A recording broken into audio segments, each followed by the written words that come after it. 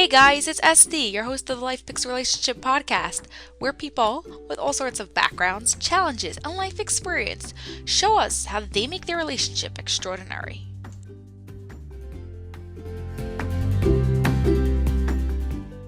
Hey guys, hope you're having an awesome day and figured out a way to talk about those things you usually can't talk about because you just disagree on them. And now you understand that the other person isn't especially right or wrong. They just have different ways of expressing themselves, of getting their values, and just different views on life. So hopefully you can now actually really understand your partner on these disagreements. For today, I am so excited, okay? When I tell you so excited, I mean really excited to speak to the author of If You're in My Office, It's Already Too Late. He is a divorce lawyer who, after doing thousands of divorces, has written a book, actually 2 books, on how to stay happily married together. I really recommend you read them. Number 1, If You're in My Office, It's Too Late. And number 2, How to Stay in Love. Thank you so much, James Sexton, for being here. I am so excited. I mean, really excited.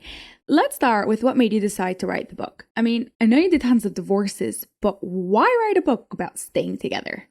Yeah, it's a great question. I've been doing the same thing for 20 years. And I think that when you do the same thing for 20 years, you just use the same muscles over and over again, the same parts of your brain, the same tasks. And even though I love what I do for a living, I just found myself, feeling like, oh, everything was kind of roughly the same. I mean, everybody wants to think their relationship and their marriage is the most unique thing in the whole world. But you figure out after you've been doing this for 20 years that oh, okay, this one's having an affair. Okay, this one's an alcoholic. Or, oh, okay, this one, So you really, after a while, your brain just goes, okay, this, and I'm sure there's a brain surgeon out there that the first time they did brain surgery, it was so complex. And now they're like, oh, I got 3 more of those today. They could do it in their sleep, and I feel like even though some of the work I do is very complex, it not as complex as brain surgery. It just felt like it was the same thing over and over sometimes. And I wanted a creative outlet. And I was listening to a podcast because I'm a big podcast fan. And I was listening to an interview with Stephen King. And I always liked Stephen King books. Whenever I go on vacation, I always, bring 2 or 3 of them. And you just see me sitting there, reading them. And he was talking about how he manages to write 2 or 3 books a year. And he said, well, if you write a page a day in a year, you have a book. And I thought to myself, well, I could do that. I could write a page a day. And so that's what I did. I started writing, 1 page a day at least. And some days that would take 10 minutes. And sometimes in a half an hour, I'd bang out 10 pages. And sometimes it would take an hour to put a page together. But within a year, within 6 months, I had a book. And I thought, well, I don't know if it's anything anybody would want to read. And I sent it to a friend of mine who is a writer, and he read it and he said, yeah, this is really interesting and great and cool. And he sent it to the agency that became my literary agency, Inkwell. And then we shopped it out to publishers, and there were 7 or 8 publishers that were interested in it. And ultimately, Henry Holt was the team that did it. And they're a great publisher. They're a division of MacMillian. And it was an all-female team, the whole editorial team, my editor, the director of marketing, the publicist, all female. And I thought that was really cool because the book has a lot of gender stuff in it. And I felt like, we're not really in a time where another middle-aged white male needs to tell people how to live their lives. And so I felt like having a little more diverse of a perspective look at the book and help me improve the book would be good. And it was very funny because I called my agent after the meeting with MacMillian and Henry Holt, and I said, listen, even if the offer they make isn't as high as somebody else's, I think I want to work with that team. And he said, well, it's funny that you say that because I was about to call you. They called and made an offer, So it was great. It was a great decision. It was a great process. And I think for me, just, after so many years of watching things fall apart for people, there was something very healing for me and very emotionally satisfying for me in thinking that I might give some of the wisdom, or if you want to call it wisdom, the lessons I've learned to people and prevent the need for, the kinds of things I do. And I've been very gratified since the book came out to receive just tons of emails and messages and just from people saying, yeah, this book really helped my relationship, or, my relationship wasn't broken, but it was kind of feeling stagnant. And I did the stuff in your book, and it was practical stuff. And I felt like it helped. So, I mean, if that even happened with one person, I would have been totally gratified. I remember when I found out the book was going to be published, I thought, if I just get like one letter from someone saying, I loved your book and it helped me, that the whole thing will have been just totally worth it. And instead I got, hundreds, if not thousands of them now. So it's great. It's a really good book, so it deserves that. Thanks. It's interesting that you're saying that doing the same thing over and over again, like, it becomes so easy, because it happens even like in our everyday lives when you do have to do like a big task that has a lot of parts to it. If you put the same thing that you have to do over and over again together, like I was just talking to someone literally this morning about, like, she had to fold envelopes and stamp them, like, and send them out. And she was folding each paper, putting them in an envelope, and then putting on a stamp. Now, if you fold all the papers, do all the envelopes, and fold the stamps, it works much faster. So yeah, that's cool. But what happens though is I do think that there's a price to that small shift in your brain. It even, I mean, we see it in our everyday lives. You're doing an email, and then you just look at your phone real quick, and then you go back to that, and then this phone rings and you pick it up, and you think to yourself, well, no, it's not a big deal, but really you're removing your attention from the thing and giving a little of it to this other thing. And then there is, I think, a lag when your brain comes back to the other thing. And there's a lesson there in relationships. I think that in relationships, that happens all the time. I mean, I think if you asked anybody about time they spend with their romantic partner, if you said, would you rather have 4 hours where your partner is like looking at their phone and kind of getting up and having a snack and, like looking at the TV, and then, or would you rather have an hour where they are just totally focused on you, listening to you, attentive to you, you're attentive to them? I think 99% of people, if not 100, would say, no, I'd rather have that fully engaged time, even though it's less time, because it's better time. And so that's a really powerful lesson for all of us. Yeah, I totally agree with that. Now, my two favorite parts of the book, which I think they go very close together, is first of all, that breakfast story. Oh yeah. Oh yeah. I love that, together with Hit Send Now. I think that the fact that she never told her husband what was going on was part of together with that. You want to share a little bit about that? Yeah. I mean, that story is, it was interesting is when I was talking to her about how she asked for the divorce, and she said, well, I told him, he asked, what do you want for breakfast? And I said, I want a divorce. And I thought she was being funny. Like, I thought she was being cheeky or something, but she wasn't the type to be cheeky. She was in finance. She was a very kind of cold persona. Like, she had a very cold demeanor. And, I got to know her better, actually, in the process of representing her, and I came to find out that it really was a function of the fact that she was a woman in a very high position in finance, and that to get there, she had to be very unemotional. And because if a woman in that workplace was emotional, it was like, oh, that woman's being emotional, and so she had to defy the stereotypes. She had to sort of adopt like the worst parts of masculinity, like emotionlessness and ruthlessness, and just to sort of show that she wasn't female, which then her gender wouldn't be used against her.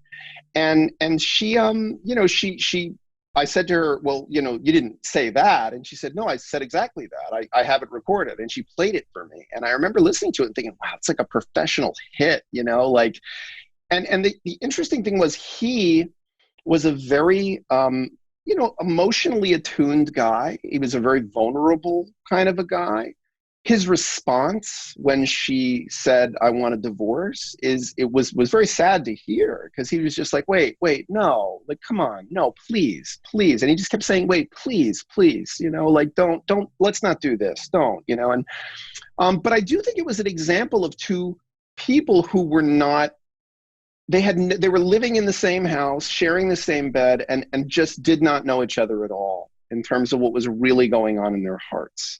And I don't think it was that either of them was a terribly calculating liar. I think it really was they weren't being honest with themselves. And then because they weren't being honest with themselves, their responses to this person weren't, authentic. And the person just didn't pick up on it, and look, we don't hear what people don't say, and it's really hard to know yourself, and it's really hard to know another person. I mean, if it's hard to know yourself, it's going to be really hard to know another person. And so I felt that was a really instructive, case for me. It definitely, it's many years ago now, but it's still one that I found very moving. And my interactions with her were one of the great sort of, regrets of my career, because I learned a lot about, as a lawyer, not taking at face value the way that someone is behaving, because she was very, very professional and cold and icy. And when I would call her, like, a lot of my clients, like, they want to talk about the emotional stuff. And I'm super comfortable talking about the emotional stuff, and she was not. She would just be very like, all right, I'd like to discuss 3 items in our phone call today. And she would be very like matter of fact about everything. And because of that, I just met that with the same, very professional, very, And then at the end of the case, she, as I say in the book, she told one of our young associates that she found me to be cold, and that I didn't even ask her how she was doing while we were, in the process of this heavy negotiation. And I was just floored. I was floored, but it felt like I had, as a heterosexual male, it felt like I have felt in relationships sometimes, where you're with your romantic partner, and it's sort of a disconnect. And I don't think it's just men and women, but I found it in my own relationships with women, that I just have no idea where I'm getting it wrong, and if I just knew, I care enough about this person that I would definitely try to do it better and try and do it differently. And so that was the lesson I really took from it, personally and professionally.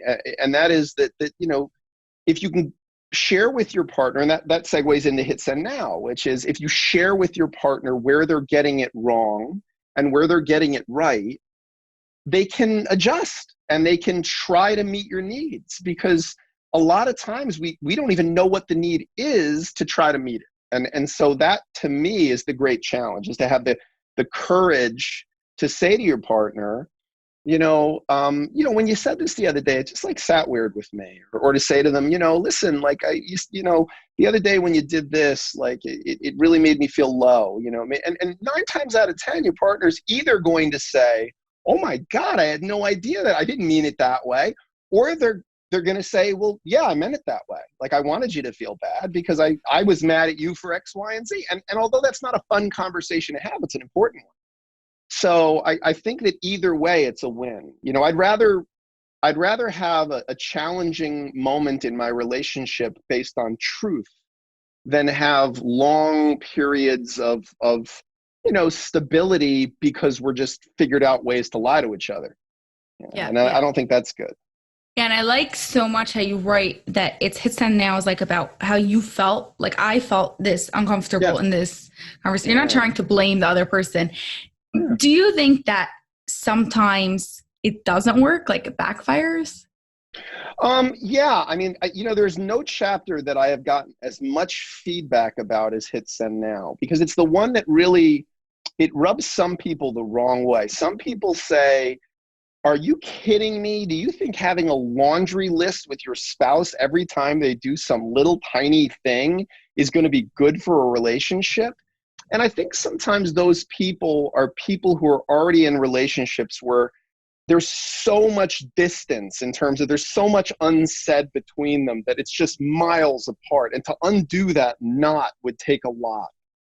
A lot of my book, I think, is best designed for people who are not in a relationship and who are going to get into one and who want to start with the right habits. I have 2 sons, and they're 21 and 23 years old. And, I look at them as young people like yourself, and I'm very much astounded by youth is so, your body is so healthy. You haven't beaten it up yet. You know what I mean? And I want to say to them, man, floss, watch your weight, exercise, because it's so much easier if you're already gifted with this healthy, wonderful body to just keep it healthy than to sort of neglect it, take it for granted, and then turn around and go, oh my God, what happened? And so I really think it's the same thing with relationships, that new relationships, if you from the start implement these kinds of things, the most gratifying compliment I think I got in the whole process of writing this book is a guy sent me his wedding vows, and he and his fiance had both read my book, and they incorporated a bunch of the things I talk about into their wedding vows. And it talked about and they kind of put hit sending now in their wedding vows. And he sent me a video of their vows, and I was so blown away because I said to him, you will never end up in a divorce lawyer's office, because you're from the beginning, you're just having these mindful, healthy habits that I think really, are great. But I mean, look, I think that if you want your relationship to be completely free of any kind of conflict, and you never want your spouse to ever say anything you don't want to hear, then you're right. Hit send now is not good for you. I don't think a relationship is good for you. It won't be a relationship. Right. It's just not going to, that's impossible. We've created this standard where your romantic partner is supposed to be your best friend, best travel companion, best roommate, best sexual partner, best conversationalist, best activity partner. They're supposed to literally check every single box 100%. That's impossible. That's impossible. What a standard to hold someone to. So I think you have to find a way. I've always said that I think it's very bizarre that people don't sit down when they start a relationship or early in a relationship and say, hey, at some point we're going to have a fight. We're going to disagree about something. So how do you like to fight? How do you like to fight? Are you somebody who needs a minute? Do you need to have a little, take a breath, have a little minute to yourself? Are you the kind of person that wants to sleep on things and see how we feel in the morning? Or are you the kind of person that's we got to solve this before we go to bed tonight? Because if we have that, why figure that out while we're in a fight? That's the worst time to learn how to fight, while you're in a fight. Do it when you're getting along and say, hey, when this happens, because it's going to happen, big or small, how should we do it? How can I speak to you that's going to feed you the right way? Should I give you a little space? Should I not let you take space? When you take space, are you running away? Do you want me to challenge you and come after you? Tell me now while we're not in a fight, And I feel like if we do that, then things like hit send now really work, because it's just a form of mindfulness and kind of radical honesty in a relationship. And I think it's challenging. I think it's the harder road, but it's hard in a small way. It's it's really hard to lose 50 pounds. That's really hard, right? But it's also hard to get up in the morning and work out for 20 minutes. If you say to me, do you want to just work out 20 minutes a couple days a week and never have to go through the challenge of losing 50 pounds? That seems to me to be a sensible way I'd rather have lots of little challenges spread over a long period of time than have one monstrous challenge in front of me. And that's what I think hit send now is designed to be, is it's designed to be little challenges now and then to prevent you from having huge challenges. Yeah. And I think that also builds the relationship, because when you have the big challenge for huge amount of time, there's just bad going on, and then you have to deal with it, versus these little challenges. Every time you overcome them, then you become closer, because you understand each other better, and you're trying to and you have those little wins. That's exactly right. I mean, I think we all know that a little success breeds a thirst for success, and it breeds momentum, and it breeds the feeling of oh, hey, we overcame that thing. Oh, cool, I know you better now, and that's one of the things I talk about in the book is how well we all respond. I'm a dog person. I love my dogs, and I actually have a picture of my dogs in my office rather than my kids. I say that they're the two lower maintenance of my children, and the truth is that our dogs just love it. We just pet them and we praise them, and they just give us unconditional affection too. And I think there is something to be said for giving a huge amount of affection to your partner, but affection doesn't have to mean that you're blindly accepting when they miss the mark. You can change someone's behavior using affection, and I give the example in the book of, I dated a woman who didn't like when I had a scruff. I grow facial hair pretty quickly, and I'm a lawyer, so most of the time when we're not in a pandemic, I have to wear a suit every day and I have to be clean shaven every day so I can appear very professional in court. And on the weekends, sometimes I just don't shave because I just don't feel like every single day dragging a razor across my face. And I remember I was like, came up and like kissed her neck or kissed her, face. And she was like, oh, like your face is so stubbly. And I remember thinking like, like I wasn't angry, like I understand, but I felt hurt like inside. And a part of me thought like, well, like A, like you should be happy I'm like affectionate and kissing you. And B, like, I'm sorry I didn't shave, but like, I shave every day. And this is like the one day I don't have to shave, and like cut me a break, and I didn't think all of that in any detailed way, but that was what was going on in my mind. So that moves us away from each other. That relationship didn't work out. And the next relationship I was in, she had the same thing. She had sensitive skin. She didn't like it when my face, but instead of criticizing that, I remember one day I was just shaved for work, and I was getting ready to leave for work, and I went and gave her a kiss, and she came up and she like touched my face, and she went, oh, I love when you're like clean shaven. It's so sexy. You're like Don Draper on Mad Men, And I would have shaved like three times a day because it was positive. It was like, oh, and I mean, invariably I would like come downstairs and be like, oh, I just shaved, and it really is like a lesson in how we can through hit send now. Hit send now doesn't have to be negative. One of the people who wrote me after the book came out said that they incorporated they called it a walk and talk. That every Sunday that they go on a walk and they talk about what did we do well this week as a couple? Like what tell me something I did that made you feel good or made you feel loved, and tell me something that where I missed the mark. And they said some weeks like there's nothing to talk about hardly, and some weeks there's like big stuff. And they said that they feel like after 6 months of doing this, that this is like a huge difference in their relationship, that they see each other better, they understand each other better, they navigate each other better. And so to me, if it's that simple to just like have those little check-ins, I mean, why wouldn't you do it? There's no cost to it. Why wouldn't you do it? Yeah. I like how you also said, I don't think that I got that so much in the book, but that it could also be for positive. Like that felt good. I think that is, really good. Now going back to that breakfast story of her having to be really detached from her emotions at work, and then she brought it at home. How do you suggest someone not to bring what they have to do at work to their relationship?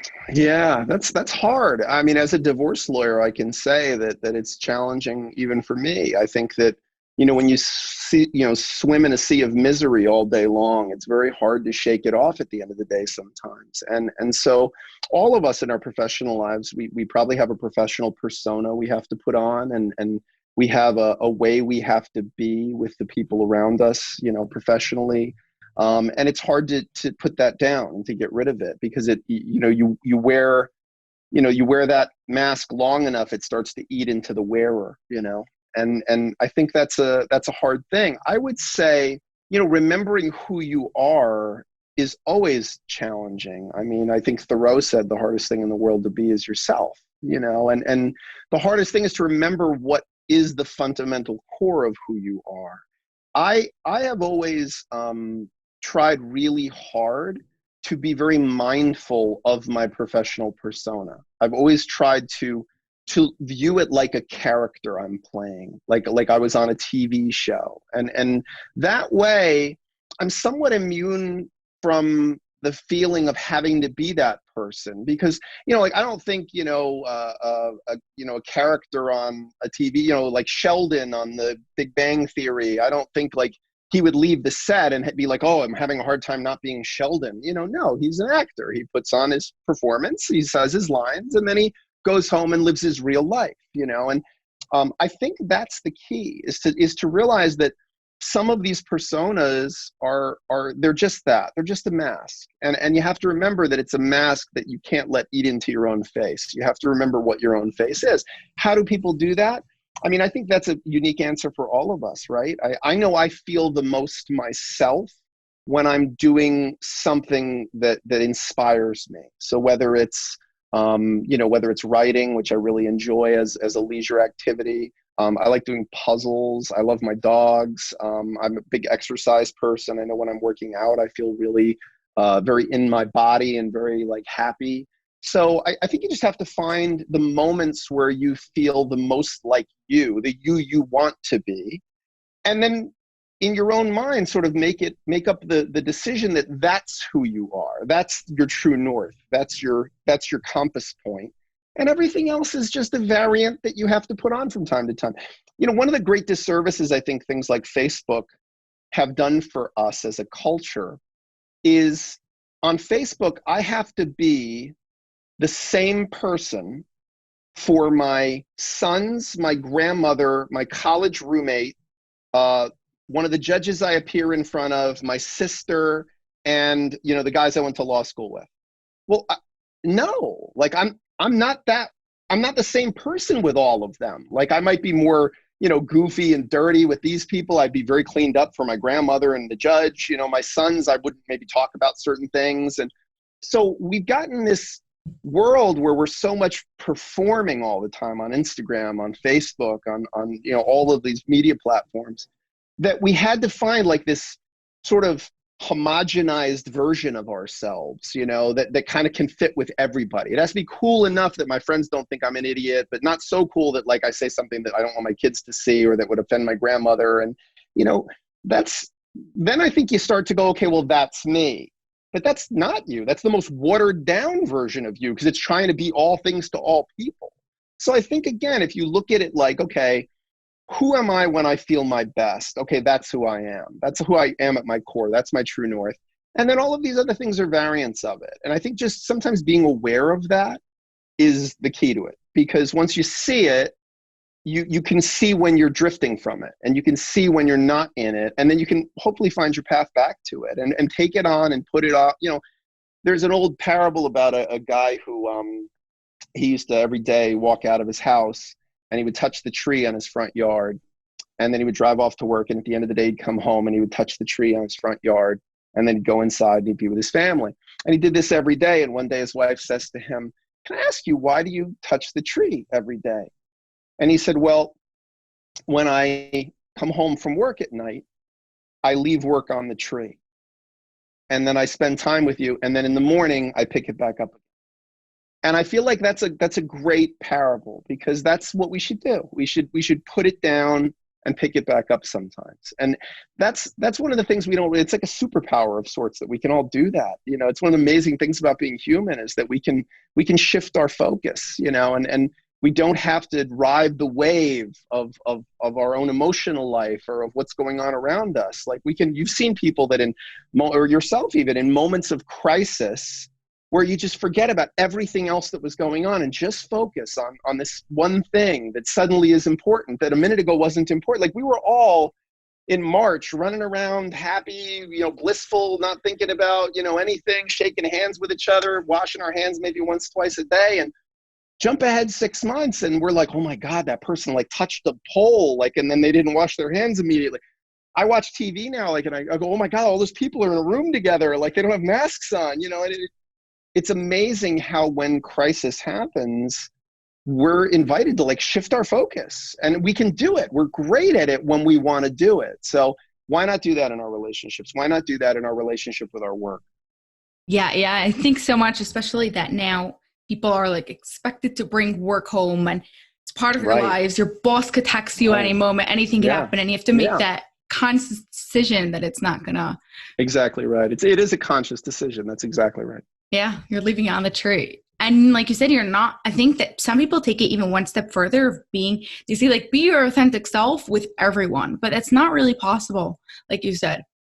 How would that be possible? So no, they say when then people go even worse. They go, let's say, on Instagram, and they go and they share everything about themselves to everyone, and then it just looks like you're getting attention because. But there's a difference between being your authentic self all the time and being inauthentic, right? Like I can be intimate with someone. Like intimacy is defined as being yourself with another person. That's what intimacy is. We've attached intimacy to sex, but sex is a form of intimacy. Intimacy is the ability to be completely yourself with another person. Okay, so I can share with you an intimacy. Like I can share with you, I have a friend who recently lost a parent, and my own mom passed away about 5 years ago.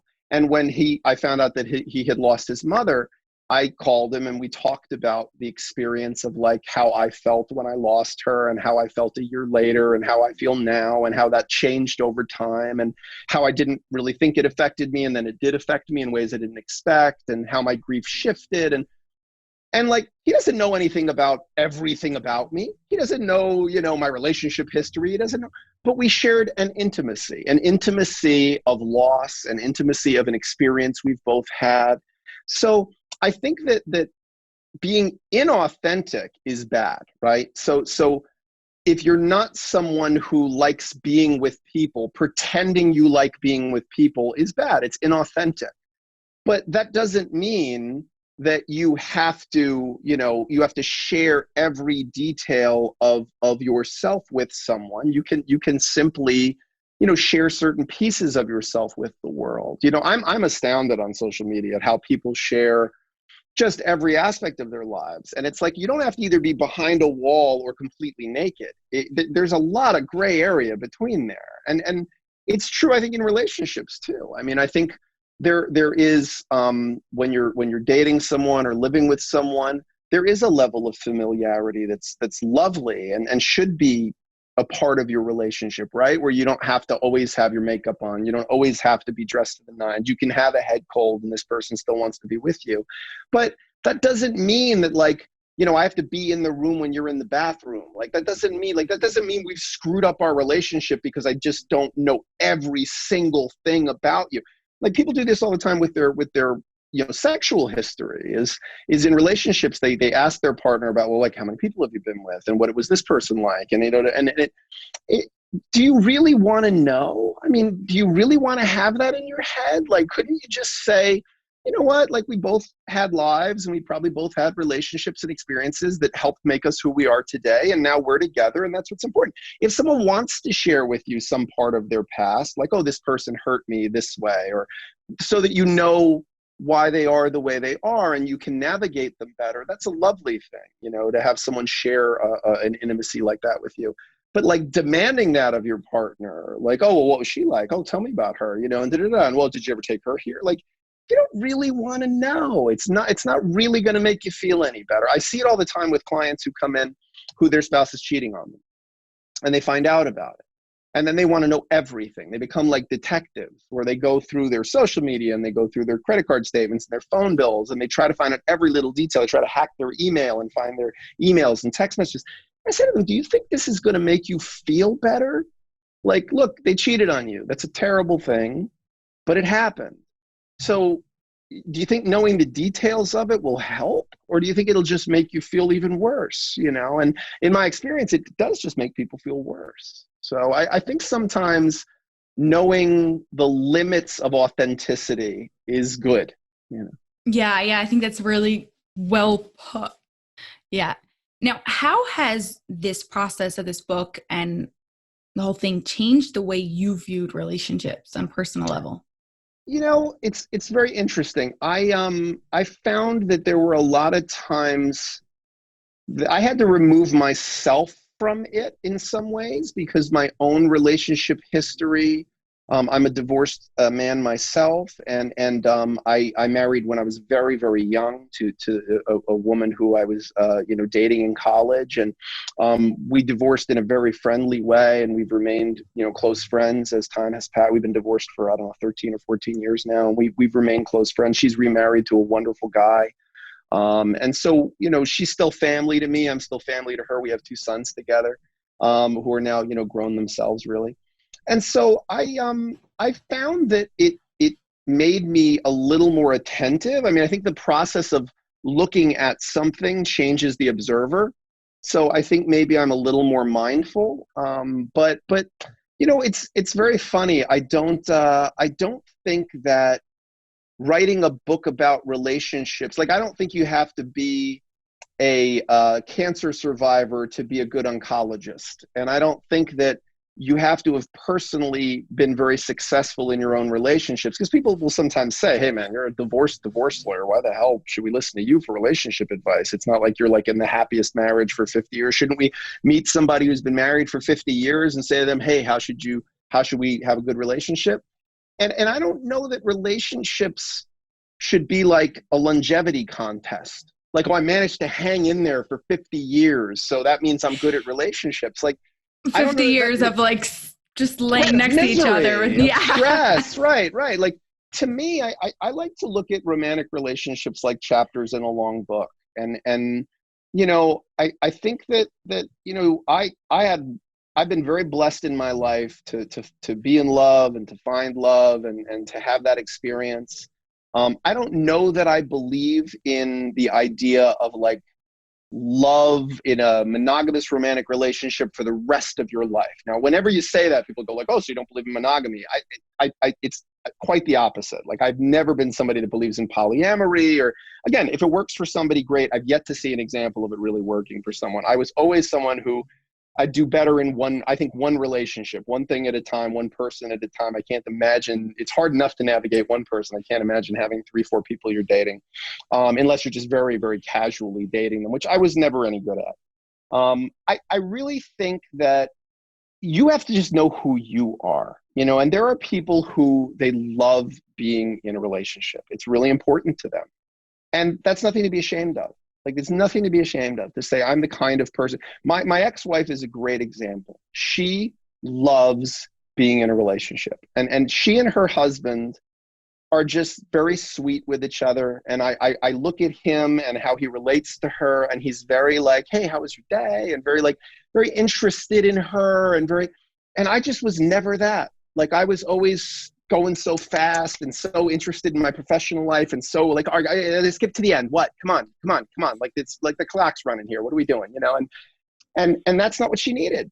She needed someone who was like really attentive to her and super interested in her and patient. And so finding the love that works for you is the key, and part of that is knowing who you are. So if you're the kind of person that, I guess I would say that what this book helped me with is formulating where I'm different than other people in my own relationship needs. And not just romantic relationships, I would say in friendships even. Like, my friends all know, like, I'm a very low maintenance friend. Like, you don't have to get together with me or call me once a week. Like, if I don't talk to you for 6 months, I still love you. When you call me, I won't spend the first 10 minutes of the conversation going, well, how come I haven't talked to you in 6 months and you haven't called me? What's going on? Like, I'm very like, oh, cool, great to talk. Like, oh man, it's been that long. I can't believe it. Like, I like my own company. I keep my own company. I'm very happy. Like, I think because my job is so interactive and social, there's so much talking, there's so much interaction and arguing and all those things, that on the weekends, I love more than anything just quiet. Like, just the quiet. I love to cook. I love to like put on a podcast while I cook and like hang out with my dogs and like, just be really quiet. And I think knowing what you want is the key, and not being apologetic about it. I have friends who, romantic relationships aren't their priority. And I have friends who there's nothing more important to them than finding a good, happy romantic relationship. And I don't think either of them is right or wrong. I think it's just they're being who they are. So figuring out who you are is key. What I think is, again, the worst is inauthenticity.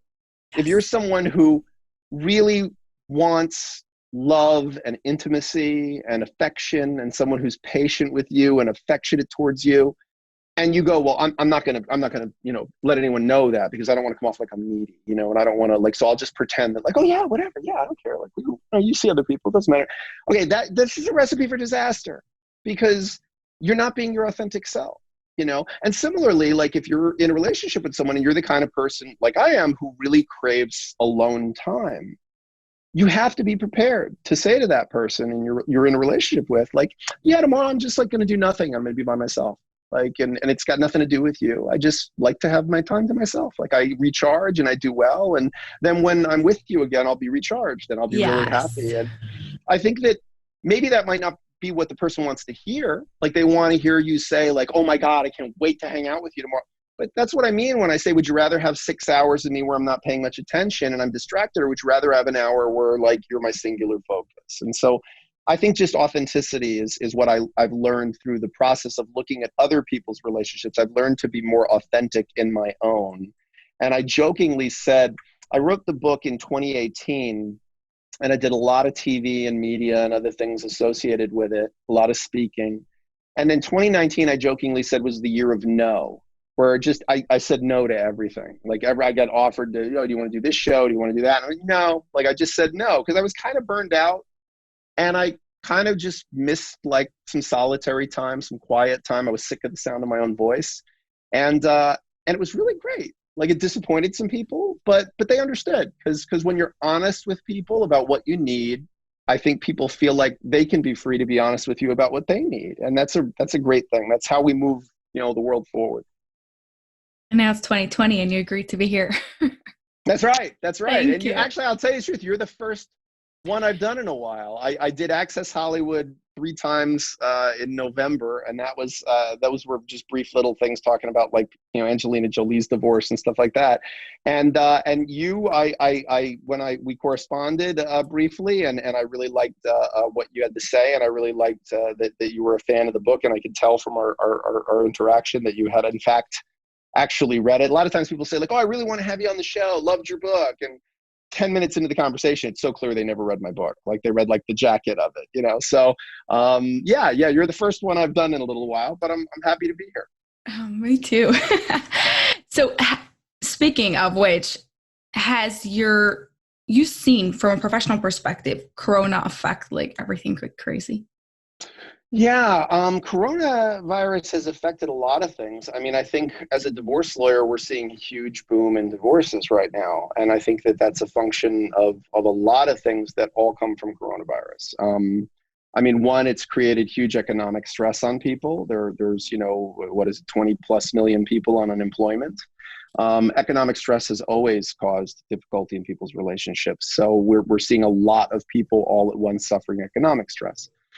People's kids are home, people's kids are home from school and they're remote learning. So now like there are arguments over, parenting responsibilities and who's doing what and are you doing enough? And, 3, I think all of us are suffering from a sort of mortal fear of, oh my God, there's a deadly disease that's out there and it's affecting people we know and people we love.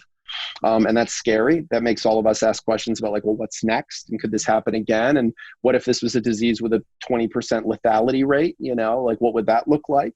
And so I think there's a lot of stressors, and some of it also too is that people are doing what they're supposed to do, which is they're staying home and they're sheltered in place kind of, they're not going out as much as they used to because there's not as many places to go. I'm working out of my basement instead of going to a gym and, there's not as much freedom. You can't just like, oh, I'm gonna go to the library. I'm gonna go to the bookstore. I'm gonna go wander around. Like, it's not like that. So I think that's hard for people because one of the things I think we like about our relationships is time together and time apart. And so we've lost the time apart. A lot of people, they get married, they said for better or for worse, they didn't say for lunch. And now they're both in the same house all day. And what do any of us have to say? What'd you do yesterday? Same thing I did the day before. Got up, worked out, did some work, came home, cooked dinner, went to sleep. Like it's no longer like, oh, I just came back from Bali, like, oh, I just went, even going to the gym. Like I don't even remember, like how the thought of like going to a movie, is like, oh my God, like, so I think we're all, it's a perfect storm of things that's really impacted Corona, the way that divorce is handled. And then on top of that, there's also for me professionally in New York State, there's been a tremendous technological shift. And that's actually a positive thing, but it's a shame that this had to happen for it to happen, which is, up until now, up until really May of this year, everything was in person in court, everything. Like you had to file papers in person, you had to appear for appearances and trials in person. And when this occurred, obviously they had to close the court system because it's a lot of human traffic in a building. So now everything's gone electronic. So now we're having virtual trials via Zoom or Microsoft Teams or Skype. Papers are being submitted electronically. And that's amazing. I mean, the New York State Unified Court System jumped ahead 40 years technologically from where it was. It was still like, back in the olden days. And it jumped ahead. And that has been very hard for some lawyers because some lawyers in their 60s and 70s, they never even really learned how to use a computer. And now they have to know how to video conference and how to use PowerPoint and Excel to present evidence during a video trial. I have a big custody trial on this week, and it's like I'm very comfortable with it because I'm a computer savvy person. I'm very comfortable in that environment. but no one has ever been through this before. I mean, it's a defining moment in our collective cultural lives that none of us have been through this. So as a profession, as lawyers, like, we've never been through this, and we're all learning how to do it, at the same time, and hopefully it's something that's going to advance the way we do things, and hopefully when COVID is a distant memory and everyone is healthy and well, we'll keep the good parts of this, but yeah, it's strained the system and it's strained people's marriages. So we're busy. I mean, I'm thankfully in a very recession-proof business. Do you think that it affected clients, the fact that not you, but other people, their lawyers don't know how to deal with this technology and they're not doing as well themselves? Absolutely. Yeah, absolutely. I think that you hire a lawyer because they speak well, they write well, they advocate or negotiate well. You don't hire them because they're good at computers. And so I just happened to be a lawyer who's very good at computers, but that wasn't part of the job description. And so that happened to be because I just was, I grew up in the 80s and computers were like just becoming a thing when I was a young guy, and I was kind of a dork. So like there wasn't much else to do but play with computers. I wasn't good at sports. And so I was into computers. It was always a hobby. And I've always been somebody that likes to, what's the latest technology that can improve my practice, and what's a way that I can streamline what I'm doing and save time and be efficient. And so I was very comfortable with like cloud-based computing and electronic filing and, using like PDFs that are modifiable PDFs and electronic signatures for clients. Some people, like, they just never, I mean, they're like, wait, email? What, like, how does that work? And, I mean, that's gotta be hard. It's gotta be hard. I mean, I have great respect. Like, I was really raised to respect the people who've been doing my profession longer than me. I always tried to like sort of kiss the ring, when it came to the older lawyers, because the struggles they went through, like the challenges the table they set for me to sit at as a younger lawyer. I'm no longer a younger lawyer, but when I was a younger lawyer was amazing to me, and so it's sad for me to see them kind of hit this wall where they don't know how to navigate this new environment. But and all I can do is what I've done, which was try to offer myself to them. I let my local bar association know that if any, older lawyers were having a hard time navigating things, that I would be happy to, to jump on a call with them and walk them through how to do certain things. And that's all any of us should do in a crisis, is just say, where can we pitch in and roll our sleeves up?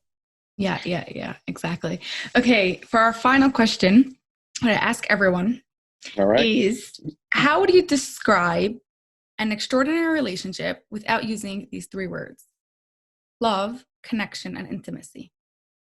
Oof, that's good. Okay. Without using those three, I would say authenticity.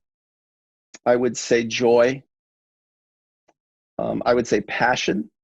And I don't mean sexual passion necessarily. I mean passion. I mean that feeling of like excitement, and just excitement about about what you're experiencing in that moment, and it doesn't have to, like, we all know what that feeling is like, if we have pets, we feel it with our pets sometimes. If we are eating something that we're just so excited, like, oh, like my mom's, cake that only she makes, like, and you just have this feeling in you of like, oh, like, yeah, like I'm so, like, if you can find that, if you find someone who makes you feel that way, like, I think to me, that's the golden ticket. That's the thing. And the couples that I am most astounded by, impressed by, admire most, are couples where, I have a couple I'm good friends with. They both are actually sick with COVID right now.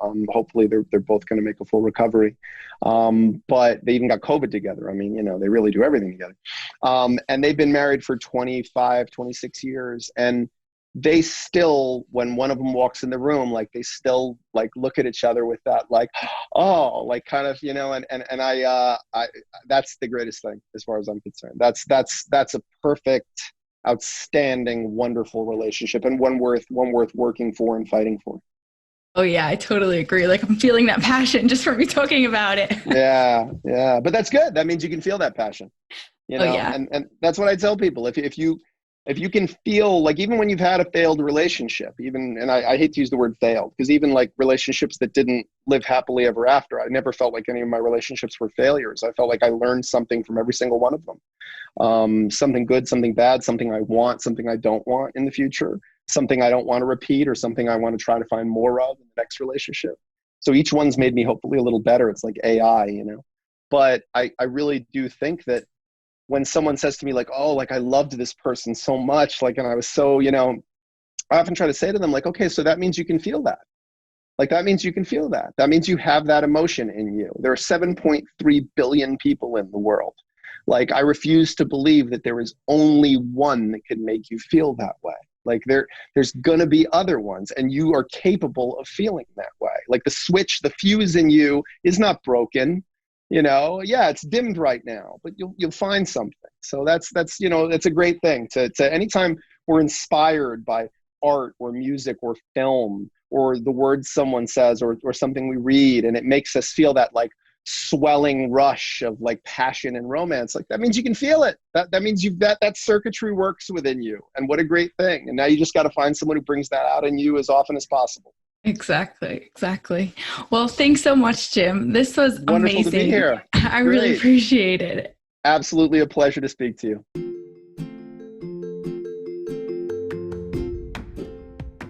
Did you enjoy that episode? Could you do me a personal favor and subscribe and leave a review? It would mean a lot to me. Thank you so much and have an awesome day.